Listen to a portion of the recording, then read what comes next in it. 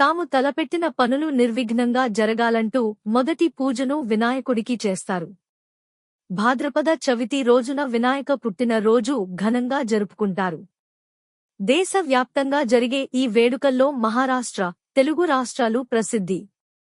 ఇక హైదరాబాద్లోని ఖైరతాబాద్ గణేశుడి కోసం పిల్లలు పెద్దలు ఎదురుచూస్తారు అంటే అతిశయోక్తి కాదు. వక్రతుండ మహాకాయ, కోటి సూర్య సమప్రభ, నిర్విఘ్నం కురుమే దేవ, సర్వకార్యేషు సర్వదా అంటూ ఎంతో భక్తిశ్రద్ధలతో కొలిచే వినాయక పర్వదినం అనగానే కళ్ల ముందు కదలాడే భారీ విఘ్నేశ్వరుడు ఖైరతాబాద్ గణేశుడు. 68 ఏళ్లుగా నిరాటంకంగా ఇక్కడ గణేష్ ఉత్సవాలు జరుగుతూ వస్తున్నాయి. సాక్షాత్తు ఆ విఘ్నేశ్వరుడు మన ఎదుట నిలబడ్డాడా అనిపించే రూపం కనువిందు చేస్తుంది. ప్రతి ఒక్కరినీ భక్తిలో లీనమయ్యేలా చేస్తుంది. ఈ 11 రోజులు ఖైరతాబాద్ ప్రాంతం ఆధ్యాత్మికతో విరాజిల్లుతుంది. ఓ పవిత్ర పుణ్యక్షేత్రాన్ని తలపిస్తుంది. ఖైరతాబాద్ గణేశుడికి ఎంతో చరిత్ర, ప్రత్యేకత ఉంది. మొదటిసారిగా 1954లో అడుగు ఎత్తుతో ఖైరతాబాద్లో గణపతి విగ్రహాన్ని ప్రతిష్ఠించారు. ఆ తర్వాత ప్రతి ఏడాది అడుగు పెంచుతూ వస్తున్నారు. ఈ ఏడాది 2024 70 అడుగుల వినాయకుడి ప్రతిమను సిద్ధం చేశారు.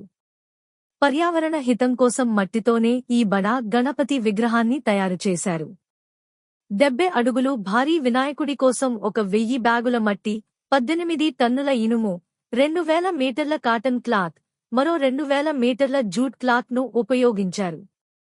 ముహూర్తం ప్రకారం గురువారం మధ్యాహ్నం 12 గంటలకు శిల్పి చిన్నస్వామి రాజేంద్రన్ గణపతికి నేత్రాలను తీర్చిదిద్ది విగ్రహానికి ప్రాణం పోశారు. ఆ తర్వాత ఉత్సవ కమిటీవారు గుమ్మడికాయలు, కొబ్బరికాయలు కొట్టి బలి తీశారు. విగ్రహానికి 7 ముఖాలు ఉన్నాయి. ఓ వైపు త్రిమూర్తులైన బ్రహ్మ, విష్ణు, మహేశ్వరులు దర్శనమిస్తారు.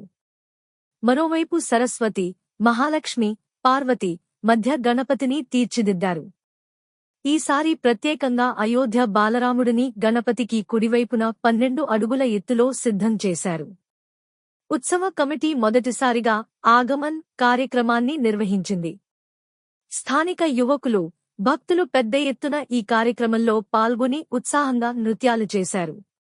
నిర్జల ఏకాదశి నాడు ఖైరతాబాద్ మహాగణపతి పనులు మొదలుపెట్టారు.